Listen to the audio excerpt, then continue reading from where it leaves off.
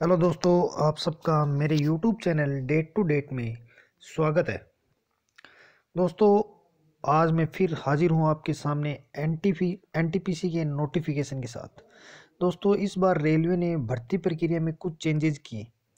मैं आपको चेंज बताते हुए नोटिफिकेशन के इम्पोर्टेंट पॉइंट पर नज़र डालता हूँ, बताता हूँ आपके इनके इस नोटिफिकेशन के इम्पोर्टेंट पॉइंट्स क्या क्या है, किस बातों का हमें ध्यान रखना है। चलो स्टार्ट करते हैं। दोस्तों, सबसे पहले मैं आपको बता दूं कि इसके ऑनलाइन फॉर्म है 1 तारीख से स्टार्ट हो जाएंगे और 31 मार्च तक ये इसकी क्लोजिंग डेट रहेगी फॉर्म की। और ऑनलाइन पेमेंट करने की लास्ट डेट है 5 अप्रैल।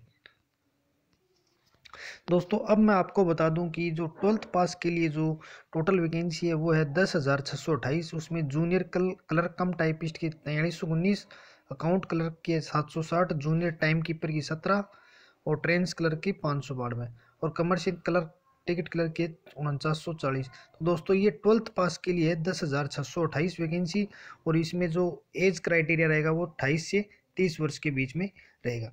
अब दोस्तों, मैं आपको जो ग्रेजुएट लेवल की जो वैकेंसी है उसके बारे में चर्चा कर लेता हूँ। तो दोस्तों, इसमें ग्रेजुएट लेवल की टोटल वैकेंसी है वो है 24,649।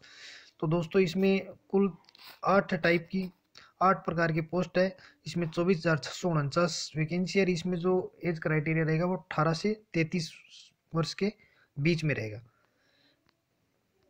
दोस्तों, अब मैं आपको ये बता दूं कि ये भर्ती प्रक्रिया कितने स्टेप में कंप्लीट होगी। तो दोस्तों, इसमें साफ लिखा होगा there shall be 2 stage computer based test. तो दोस्तों, ये 2 स्टेज में भर्ती प्रक्रिया कंप्लीट होगी। और इसमें देखो दोस्तों, यहाँ पे नॉर्मलाइजेशन मार्क्स के भी लिखा है। तो marks will be normalized for all the stage of exams. तो दोस्तों, इसमें यहाँ साफ लिखा गया है जो मल्टीपल सेशन में जो एग्जाम होंगे उन सभी के लिए मार्क्स है वो नॉर्मलाइज होंगे। और दोस्तों, यहाँ पे short listing of various stage में इसमें साफ साफ लिखा हुआ कि इस पिछली बार तो दोस्तों, तो पिछली भर्ती में पहला चेंज तो ये किया कि जो पीछे भर्ती आई थी उसमें क्या 15 गुना बच्चों को इसमें क्या शॉर्ट लिस्ट किया जाता था। लेकिन इस बार क्या इसने आरआरबी ने डिसाइड किया कि 20 गुना बच्चों को शॉर्ट लिस्ट किया जाएगा फर्स्ट पेपर के बाद में। और दोस्तों, इसमें जो नेगेटिव मार्किंग रहेगी वो 1/3 रहेगी। दोस्तों, इसमें क्या है कि ये जो 20 टाइम कैंडिडेट को शॉर्ट लिस्ट करने से क्या है, इसकी जो फर्स्ट स्टेज की कट ऑफ है वो कम भी जा सकती है। अब दोस्तों, हम एज लिमिट की बात करते हैं। तो दोस्तों, यहाँ पे अनरिजर्व्ड है वो 2/7/1989 से पहले का बोर्न नहीं होना चाहिए। अगर इससे पहले का तो वो इसमें फॉर्म नहीं भर सकता। ओबीसी नॉन क्रीमी लेयर में वो 2/7/1986 से पहले का है तो वो फॉर्म नहीं भर सकता। SC/ST में 2/7/1984 से पहले का कोई बोर्न है कैंडिडेट तो वो फॉर्म नहीं भर सकता। तो दोस्तों, ये थी एज एज कंडीशन। दोस्तों, अब एग्जामिनेशन फ़ी की बात कर लेते हैं। दोस्तों, यहाँ पे SC/ST माइनॉरिटी जो इकोनॉमी बैकवर्ड क्लास में आते हैं उन सभी की जो फीस है वो 250 रुपये रहेगी और वो 250 रुपये फर्स्ट टेस्ट CBT के बाद में रिफंड हो जाएंगे। और जो इसके अलावा जो भी बचते हैं उसकी फीस रहेगी 500 रुपये। उनमें से 400 रुपये फर्स्ट टेस्ट CBT के बाद में रिफंड होंगे। तो दोस्तों, हम ये कह सकते हैं कि जो OBC की फीस है वो 500 रुपये लगेगी, बाकी किसी कैटेगरी की 500 रुपये फीस नहीं लगेगी। क्योंकि जनरल के जो कैंडिडेट वो 10% रिजर्वेशन में आने से क्या इकोनॉमी बैकवर्ड क्लास में आ गई। दोस्तों, इस बार आरआरबी ने वो इकोनॉमी वीकर सेक्शन वाला रिजर्वेशन लागू कर दिया। तो दोस्तों, ये आरआरबी का एक बहुत बड़ा चेंज है उसमें। और दूसरा एक आरआरबी ने ये भी चेंज किया है कि जो इस बार जो 12th लेवल की जो वैकेंसी है उसमें किसी कैंडिडेट के 50% मार्क्स से कम है तो वो फॉर्म फिलअप नहीं कर सकता। वो आरआरबी इस एनटीपीसी की भर्ती से बाहर हो जाएगा।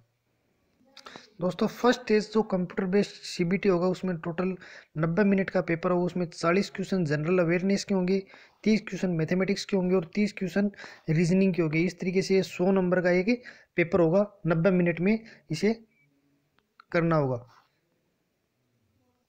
दोस्तों, जो फर्स्ट टेस्ट CBT में जो नेगेटिव मार्किंग हुई वो 1/3 की होगी। फर्स्ट टेस्ट CBT के बाद 20 गुना कैंडिडेट को शॉर्ट लिस्ट किया जाएगा जिन्हें सेकंड स्टेज CBT टू देना होगा। तो दोस्तों, यहाँ पे मैं आपको सेकंड स्टेज CBT का बता देता हूँ कि इसमें भी 90 मिनट का पेपर होगा। 50 जनरल अवेयरनेस के क्वेश्चन आएंगे, 35 मैथमेटिक्स के, 35 रीजनिंग के। यानी एक 90 मिनट में टोटल 120 क्वेश्चन करने होंगे और 1/3 माइनस मार्किंग रहेगी। तो दोनों CBT 2 है, दोनों CBT है वो GK मैथ रीजनिंग इन पे डिपेंड करेगा।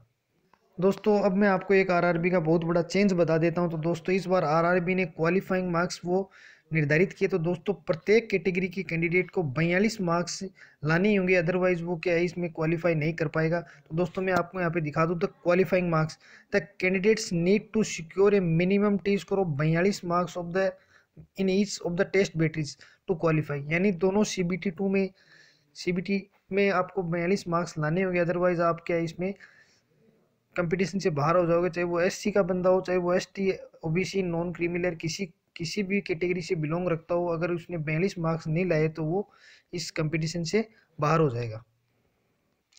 दोस्तों अब मैं यहाँ पे टाइपिंग टेस्ट की बात कर लेता हूँ। तो दोस्तों टोटल 6 प्रकार की पोस्ट के लिए टाइपिंग टेस्ट होगा। तो उसमें सीनियर क्लर्क हो गया, जूनियर अकाउंटेंट्स हो गया, सीनियर टाइम कीपर है, जूनियर क्लर्क कम टाइपिस्ट है, accounts clerk cum typist and junior time keeper. इन 6 पोस्टों के लिए दोस्तों टाइपिंग टेस्ट होगा। और दोस्तों इसमें जो इंग्लिश की जो टाइपिंग की स्पीड रहनी चाहिए वो 30 वर्ड पर मिनट, और हिंदी की जो टाइपिंग स्पीड है वो 25 वर्ड पर मिनट होनी चाहिए। दोस्तों मैं अब आपको सबसे इम्पोर्टेंट बात बता दूं दोस्तों, उन कैंडिडेट्स का फॉर्म है वो रिजेक्ट हो जाएगा जिन्होंने ब्लैक एंड वाइट फ़ोटो लगा रहे हैं, या फिर जिन्होंने गॉगल्स पहन रखा है, या फिर कैप पहन रखी है, या फिर जिनका चेहरा एक साइड से दिख रहा है। इस तरीके के जो भी केस होंगे उनमें फॉर्म आरआरबी रिजेक्ट कर देगा। और अगर आपने सिग्नेचर वो कैपिटल लेटर्स में किया तो भी आरआरबी आपका फॉर्म रिजेक्ट कर देगा। अगर इसके अलावा अगर आप ओवर एज्ड हो गए, या अंडर एज है, या फिर डेट ऑफ बर्थ है वो रॉन्ग फिलअप किए, तो आपका जो फॉर्म है वो रिजेक्ट हो जाएगा। इसके अलावा आपने डिफरेंट आरआरबी से या सेम आरआरबी से एक से अधिक फॉर्म अप्लाई कर दिया तो आपका फॉर्म है वो रिजेक्ट हो जाएगा। तो दोस्तों ये आपको अच्छे से ध्यान रखना है कि आपको एक जगह से ही फॉर्म भरना है, अलग अलग आरआरबी से फॉर्म नहीं भरना है, एक ही फॉर्म भरना है, और अपने साइन है वो कैपिटल लेटर में नहीं करें, अदरवाइज आपका फॉर्म रिजेक्ट हो जाएगा। दोस्तों हम जोन वाइज वैकेंसी की भी चर्चा करेंगे, लेकिन उसके लिए मैं एक अलग वीडियो बनाऊंगा, उसमें आपको बता दूंगा कि जोन से कितनी वैकेंसी है। तो आपको उसके लिए एक दूसरा वीडियो का इंतज़ार करना पड़ेगा। दोस्तों अगर आपको मेरा ये वीडियो पसंद आया तो इसे लाइक करें, सब्सक्राइब करें और ज़्यादा से ज़्यादा शेयर करें, ताकि सभी भाई इसका लाभ उठा सके। दोस्तों आपको निकट भविष्य में सभी प्रकार के एग्जाम्स की जानकारी लेने के लिए मेरे इस चैनल को सब्सक्राइब करें। Thank you.